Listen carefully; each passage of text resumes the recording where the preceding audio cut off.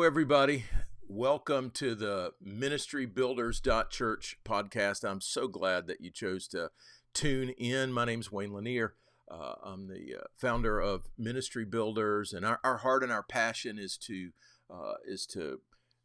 really help the local church make more disciples, grow more leaders, equip more people for the work of ministry than ever before. That's our passion. That's our heart. And so our goal in these podcasts is just to have conversations with people that we really feel like are gonna be a help to you, be an encouragement to you, share some insights, and that I think you're gonna find super helpful. And so, man, I'm excited for today's conversation, and I just want to welcome Dr. Chris McMillan. He is with us today, and so I'm just so glad that he's here. Chris, hey, welcome to the podcast, man. Thanks for being here. Hey, it's great to be here, man. Thank you so much for the invitation. How exciting this journey that God has you on, and this much needed area of emphasis on discipleship. So kudos to you, brother. I'm excited about what the Lord is going to do here in the future and today on this podcast. Yeah, it'll be fun. So I'm looking forward to it, and looking forward to this conversation.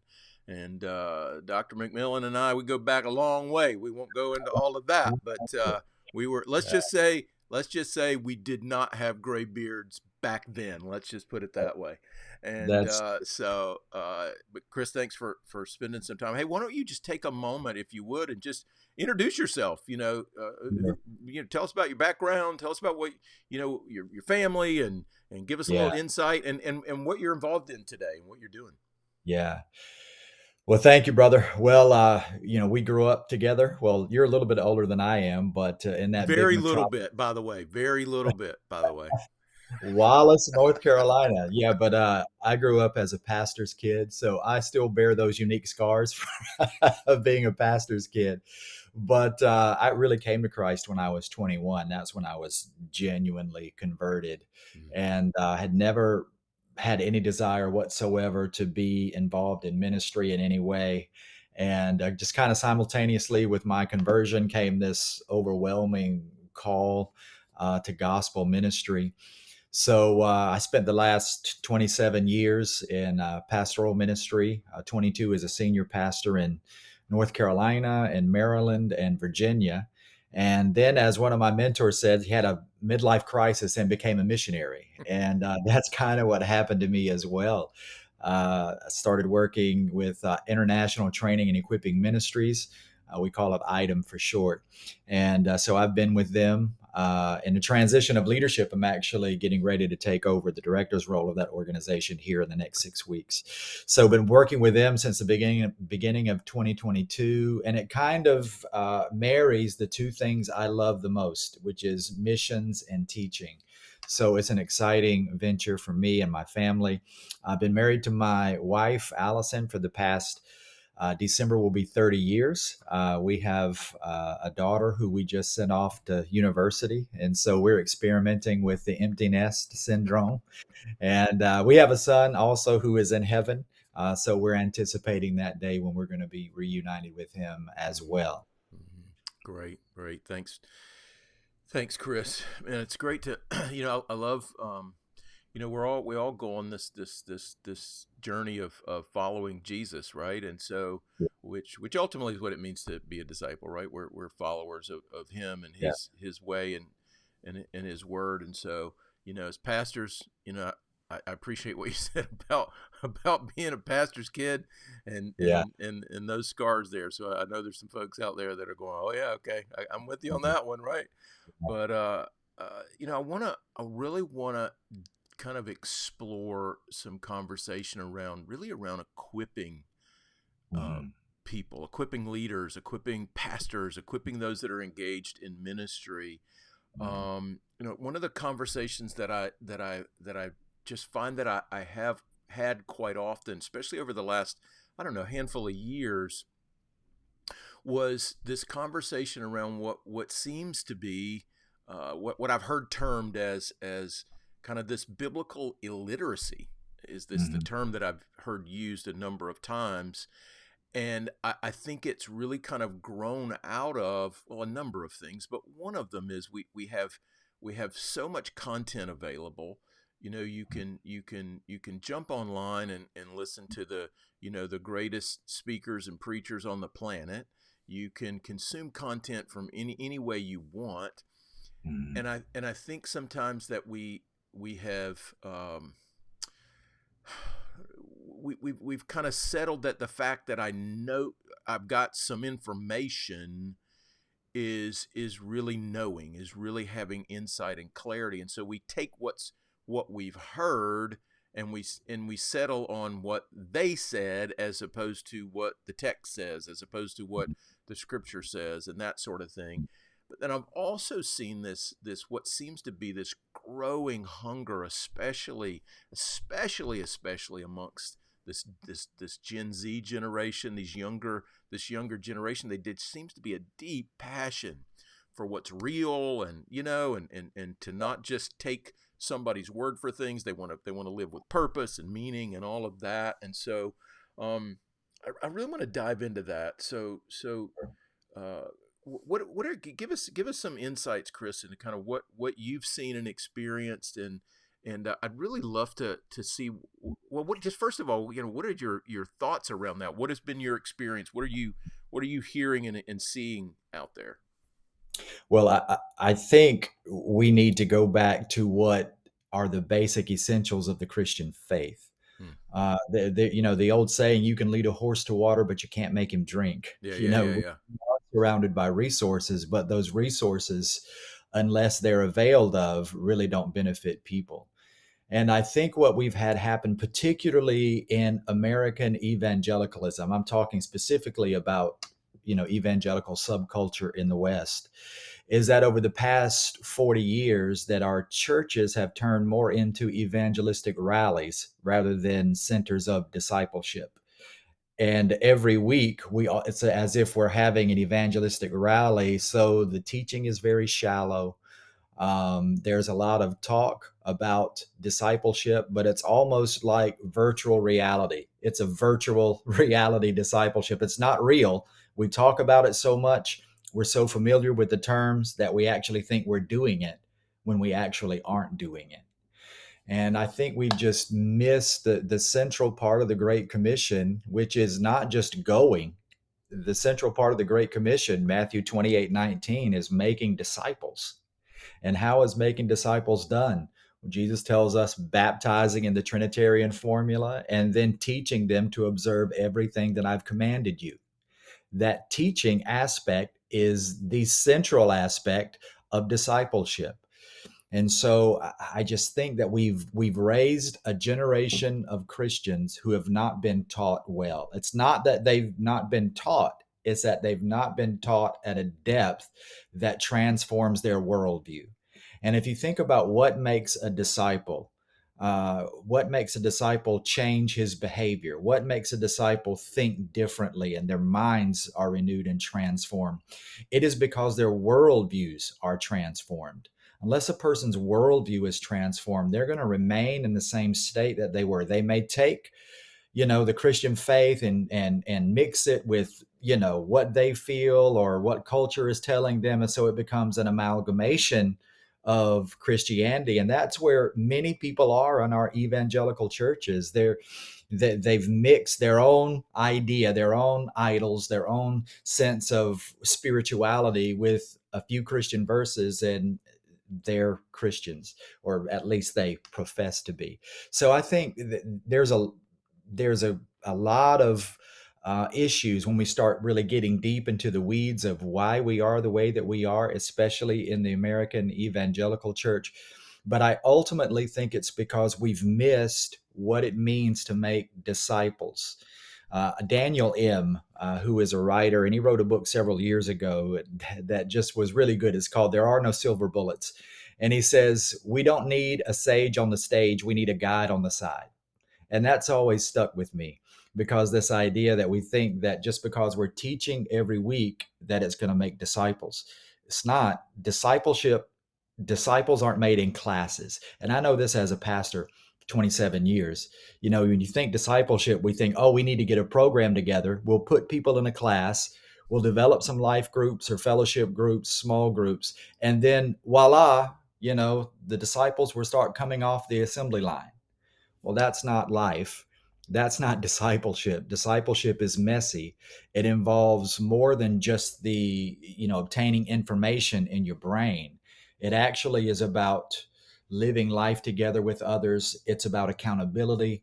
It's about seeing that worldview transformed so that ultimately you become more and more and more like Christ, which is God's intent for humanity. Romans 8:29 conforms us to the image of Christ.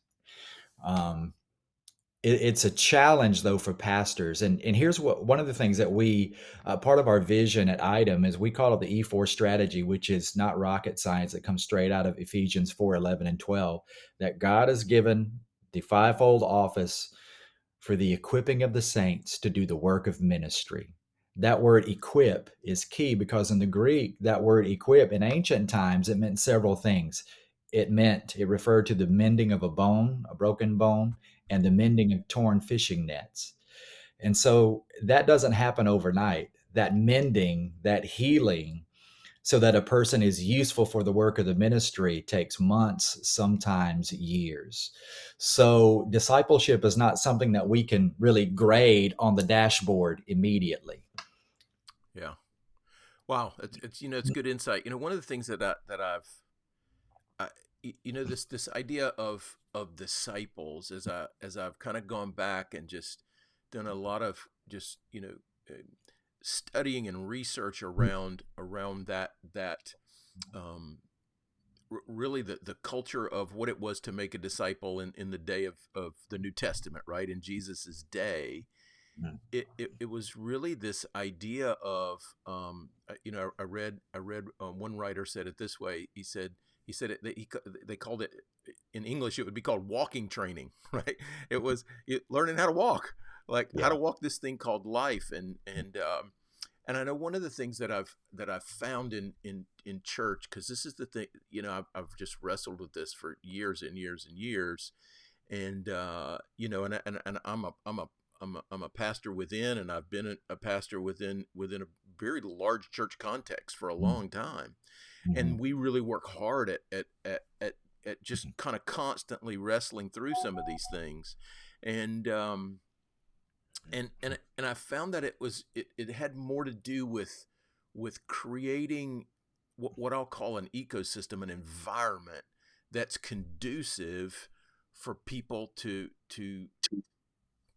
engage and be followers of Jesus, and be a part of each other's life, and learn how to encourage one another and pray for one another, and all of that sort of thing. And so, Chris, what as we think about, um, let me say it this way. So here's another, I guess, what's the word I'm looking for? Kind of a common gap that I hear, right? Is as pastors and leaders, we're looking around and we're like, hey, where's the next leaders, right? Like, where's, you know life changes, and we had leaders, that were there with us, and then life happened, and they moved, and this happened, and that happened, and this changed, and that changed, and Mm-hmm. we're in this constant process of going, well, hold on. Well, if we're going to move forward, we need some more passionate leaders that can help us do that. And how do we?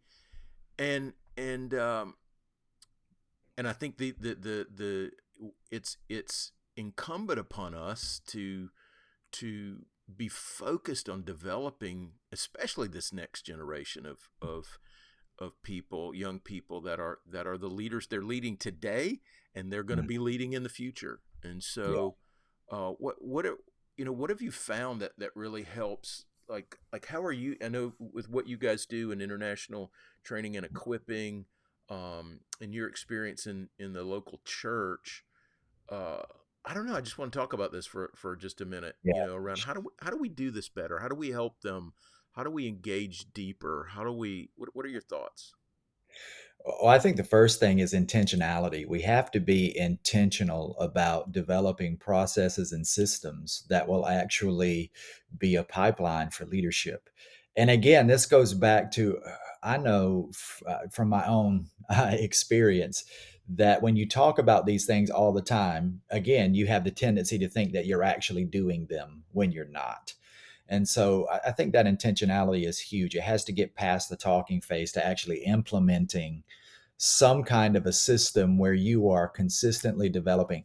And that whole model in Second Timothy chapter 2 verse 2, where Paul is his last words, and he writes to Timothy, the things that you have heard from me in the presence of many witnesses entrust to faithful men who will be able to teach others also. So it's this idea of replication, of multiplication. If you think about the three relationships that every believer should have, they should have a Paul, and every Timothy should have someone underneath him that he's bringing along. So we're always in the middle of someone who is gone before us that we're receiving wisdom from, prayer from, accountability to, and someone that we're leading along the path as well. And I think if each of us as believers can kind of see ourselves in that way, who do I have that's farther along than I am, who is pouring into me? And then who am I pouring into? But the verbs here in this passage are active. And I think that's a key, is that we can't be passive about discipleship if we're actually going to do it. I had a man in my church a number of years ago when I was talking about discipleship, and this was an older man. He said, "Pastor, I'd be happy to disciple people. All they need to do is come to me and ask." And that's kind of the idea, that we have this passive sense of discipleship. Well, the fact is that they're probably not going to come to you and ask to be discipled. They don't even know to ask to be discipled. We have to actually intentionally look for these folks, look for these men and women who we know need to be discipled, and invite them that they would join us on the journey that we're on. So I think there just has to be, not only among senior leadership in a church, there has to be intentionality, but that intentionality has to be implemented in the life of the church as well, with the mature Christians. Man, I love what you just said about intentionality, because that I have found that is that really becomes the pivot point, right? Hmm. It's the Hmm. pivot point of, are we intentional? However, not just intentional, like you said a moment ago, about not just intentional that we have a program or a Hmm. class or a whatever, Right. but that we're intentional all the way through, right? We're Yeah. intentional at every step, and we're constantly asking the question, what does it look like? And Hmm. here's the thing that and this is what I think, if I could encourage leaders today to take some time to kind of wrestle through something, it would be this, because and this is really, it really has to do with some heart things, right? And you use the phrase worldview. Hmm. So how we view ministry, how we view our church, how we view these people, right, right, and Right. because unfortunately, like too often in pastoral ministry, because of the, we're working through this thing called life, we can tend to get, our hearts can tend to get a little hard, because we've got a lot of scars and scar tissues built up, right? And Yeah. and we say things like, ministry would be great if it wasn't for these people, right? Yeah. Yeah. But Said that a few times. right, exactly. But they're the point. Right. Like, they are the point. Yeah. And so the thing that I would really encourage, that I try to encourage myself, that I encourage pastors and leaders to wrestle through, is this kind of question: do I see people as the means to accomplish my ministry, Mm. or do I see the ministry as the means to equip and develop people? Yeah. That's That such a key distinction. that little nuance in our heart, in how we view things, becomes, what I've found is that kind of can become the filter for Yeah. how we filter what we do through, how we Right. filter each step in the process, how we filter that through. And so, yeah, I just have found that to be just really, really helpful, because then we're asking, I think then we start to find the right questions emerge. Right. um, and if we can get the right questions. Um, And you know that just to piggyback on that, people know when they're being used. And mm, I think even as type A leaders who want to get the job done, they're all about the mission. If we're not careful, we can, under the guise of mission, use and abuse people mhm. because, as you said, we're using them as a means to accomplish the task instead of using the task as a means to build and equip people. Yeah, Yeah. yeah, so good. You ought to talk about that a little bit. Yeah. And I mean, and I've done this before as well. You know, a task needs to be done, and you want to delegate the task to get it off of your plate. And it's all about that task, that task, that task. And so we're driving people. Sometimes we revert to manipulating people just to get the task done. In other words, we don't see the mission as being developing this person. The task is always going to be there. There are always going to be things to do, always going to be projects to get done. Our goal as leaders in Christ Church is to develop people that God brings us. Again, that idea of equipping so that not only can this task get done, but that tasks in the future can get done. So we're looking past not just this one urgent, task that we're focused on, but if we can develop this person and walk them through this process in a way that builds their confidence, that cultivates their spiritual gifts, that increases their spirituality, then we're actually multiplying that effect because when the next project comes up, then this person is going to be equipped and then they can bring along someone to do the same thing that we've done for them. Yeah, so true, so true. A- And so I hear I listen to you talk about that, and I'm kind of I'm putting back on my okay my local church pastor hat for a second, Mhm, right? And mhm. and and I'm going, okay, uh, w- w- like how do I get there, right? Like we're trying to, and I think that's the struggle. Yeah. Is I think it's not the issue of that we don't have enough information. Hmm. It's I think we're not I think oftentimes we don't slow down long enough Right. to really take a deep look at at at how we do what we do, why we Right. do what we do, and slow down long. That just because we've got a million things going on doesn't mean we're going to get to where we're trying to go. Right. That Right. we have to slow down and we have to evaluate those things. And I found it just so interesting in kind of really looking at Jesus apparently was pretty good at this. Hmm. Yeah. Right. right, Yeah. right, right, right. He is apparently pretty good at this, right? So Yeah. he comes along, group of people, right? Brings them in 3 years. We're still doing it today, right? We're all products. You and Right. I are products of of what he did in those 3 years, which is Yeah. quite amazing because Absolutely. and so as I've dug into that, I've just found and I want to share this, and then I want to shift gears and talk a little more globally Sure. because I think on a global scale, I think there's even a maybe a deeper Hmm. help needed, right? So, Right. uh, what I found was in looking at how did Jesus do this, and what did that look like? And there's a lot behind all of this, but I've kind of and I didn't come up with this. I'm not that smart, right? But in just studying and looking and reading and listening and gleaning and all of that, I kind of got it bold. It kind of boiled it down to kind of four words that kind of at least help me to kind of put my mind around how do I evaluate how we're doing what we're doing, right? And that was there of course there's an aspect of teaching, right? We got to teach people things, Hmm. and we got to teach them, the scriptures, and we have to teach them the things that need to be taught. Right.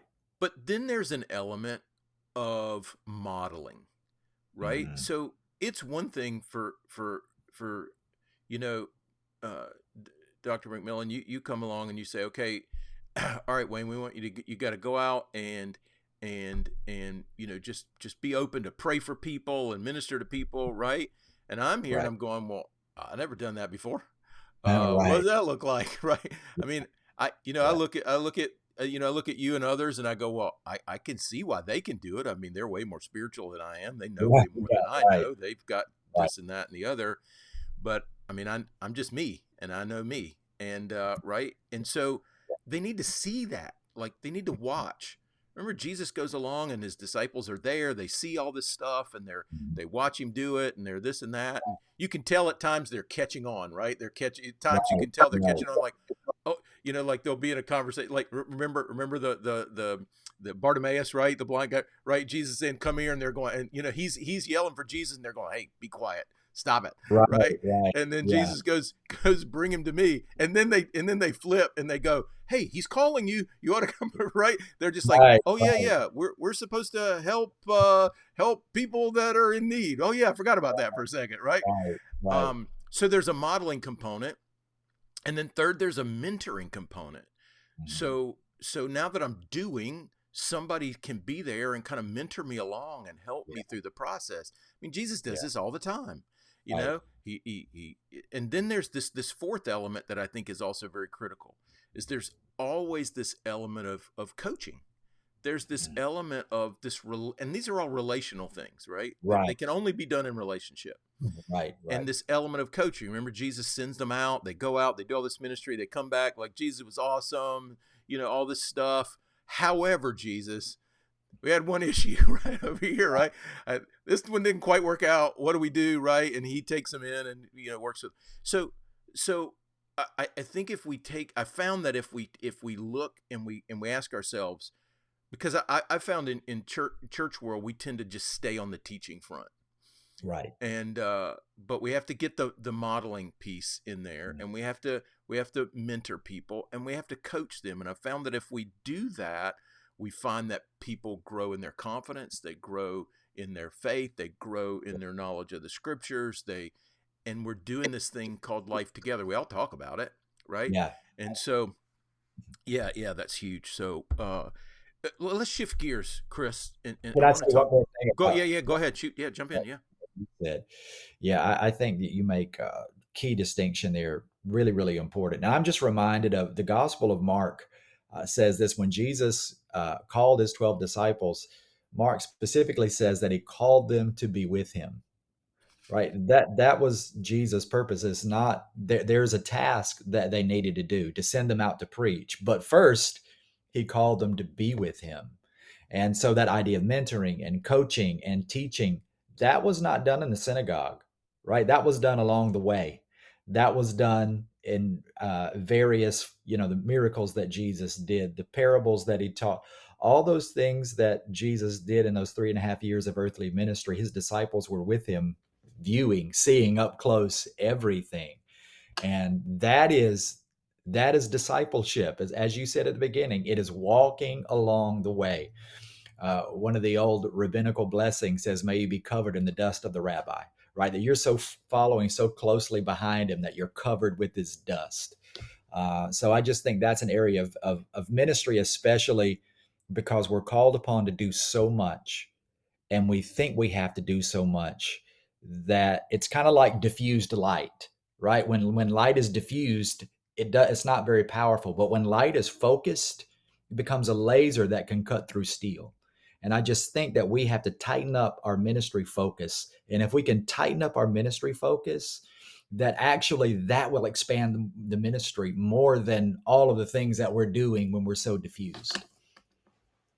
Wow, that's great. That's great. So true. So true.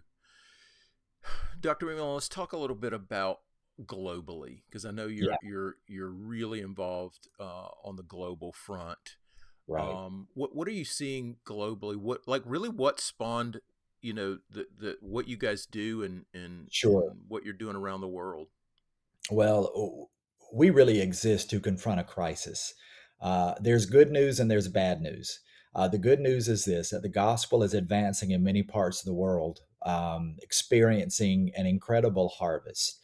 Last count is that some 77,000 new believers are baptized every day around the world. 70,000 of those live outside of the West in what missiologists call the global South, which comprises Africa, Asia, Latin America, Oceania. So it's an incredible harvest that's taking place. In 1900, there were only 9 million Christians on the entire continent of Africa. Wow. By the year 2060, 40% of the world's Christians will be located in sub Saharan Africa. Sub Saharan Africa will have 6 of the 10 largest Christian countries in the world. So Wow. we rejoice in the spread of the faith. The bad news is that in many places, it is a nominal faith. It is an amalgamation of African religious traditions sprinkled with some Christian teaching. In fact, one pastor told us that the difference between a Christian and a non Christian in Africa is that the Christian goes to the witch doctor at night. And it's not just it's coming from the top.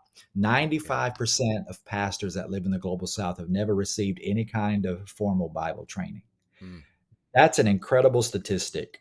I was just speaking with a group out of South Africa, and for years that number was about 2 million pastors around. There's about 2.2 million pastors that live outside the US. 2 million of those have never received any kind of training.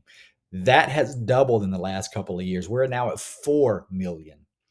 It would require training thousands of pastors every day just to keep up with the growth. And this doesn't count the already 2 million pastors that still need to be trained. If we were to put that statistic in a mathematical ratio in the West, in the US, there's one trained pastor for every 230 people. In the majority world, the global South, it's one trained pastor for every 450,000 people. I mean, it's an incredible statistic. If Bible colleges, seminaries, training organizations like ITEM, we need a multiplication and acceleration even of organizations and training to reach all of the pastors that need to be reached. So we rejoice in the growth of the church, but there's critical work to be done so that the gospel itself is preserved in these areas. And if we think about, missiologists have talked for a long time about the shift, the epicenter of Christianity no longer being the global West, which is North America and Western Europe. But now the epicenter of Christianity is the global South. The next generation of global Christian leaders aren't coming from America. They're not coming from Great Britain. They're going to come from Africa. They're going to come from China. They're going to come from places that is going to be a little stunning for us to think about, that lived in the West and have had the benefit of being having Christianized nations for so long. So there's a huge transition taking place. And what we want to do is that we want to invest in this 95% of pastors who have never received training and try to provide some form of basic theological and leadership training for them so that there can be vibrant and healthy churches that multiply to fill the earth with worshipers. Wow. Yeah. So true. And I know that's been my experience as well. Yeah. That I mean, for me, it's like I feel like I stumble across it. We Yeah. work with we work with a group of pastors in India now, and it's like 40, 50, 60 pastors in India. Maybe two of them. I'm not quite sure of the two is high. For sure, one Yeah. guaranteed. Definitely one. Maybe there's two of them that have any type of formal training, Right. and so like you said, so you end up taking what you know, and you Hmm. interpret the Bible through your filter, Yes. and you pick up whatever traditions that you pick up and Mhm. add some of your cultural pieces to it. Yeah. It's no different than what we do in the Here, West, yeah, right? absolutely. And two quick examples, and these have been in the news recently, and this is why this is so critical: discipleship of leaders. In Kenya, they just arrested a cult member who was a pastor of a church who instructed his church, if they really want to have an encounter with Jesus, you have to fast, but you have to fast for weeks. 23 people starved to death in that compound because of bad teaching. 2 weeks ago, a story came out about a pastor in Uganda who actually sacrificed a 4-year-old child in his village in order for his church to grow. I mean, that thought is unconscionable here in the West, but this is the majority of the world, worldview that people in the world live with. And recently I was in Rwanda in Kigali and visited the genocide museum there, and was stunned to learn that at the time of the genocide, in which over 1 million people died in that 6-month period in 1994, 90% of Rwandans claimed to be Christians, Mm, and yet there was a genocide that killed 1 million people. So it's obvious that even though there's a nominal Christianity, the gospel has not taken root in order to mm-hmm, transform lives. mm-hmm, So we can look at sometimes sub-Saharan Africa, other places, Latin America, and we say, well, they've been thoroughly evangelized. They have churches, they can fend for themselves. Let's focus on, those who have never heard. And we want to do that. But at the same time, the work of the Great Commission is not done in these countries because they have not yet been taught to observe everything that Jesus has commanded. yeah, So I think there's a greater work to be done at a deeper level, and that's difficult because again, discipleship is messy, and especially when you're dealing with worldviews that are far into yourself. So what we've sought to do is to find a few leaders that we can invest in and train, and then multiply that so that the masses can hear, to train the few who train the many. yeah. That's so good, so good. And we'll put a link down in the show notes to Dr. McMillan's organization and International Training and Equipping Ministries. We'll put a link down in the show notes to that, and so I hope you'll go and check that out. And if you feel so desire to do so, I hope you'll get involved and support what they're doing. Yeah, and And it just let me say one thing about that one too. If you'd like to go and help us teach, it doesn't require a degree. If you have, some experience as a pastor or church leader and you'd like to help us, we need US trainers. So love to have you come along. Yeah, great, great, great. So be sure to check that out. You'll find that link down in the show notes, and you'll find others. Hey, Dr. McMillan, thank you so much for joining Eh, me in this conversation, man. It's been a great conversation, and we so appreciate you and all that you're Likewise. doing. And so I want to thank everybody for joining us. We're so grateful that you would tune in. And this conversation is just really it really highlights why we're doing what we're doing, because we all have to take this uh, commission that we've been given to make more disciples. Just we've got to take it seriously as never before, because I know you do take it seriously. And so we want to disciple more people. We want to grow more leaders. We want to see more people equipped for the work of ministry than ever before. So hey, thanks for tuning in. We got great guests coming up. It's going to be really good. We hope you find these podcasts a blessing to your life. Hey, be sure to share this with a friend that you think would find this valuable. Be sure to subscribe and like, and I look forward to seeing you next time.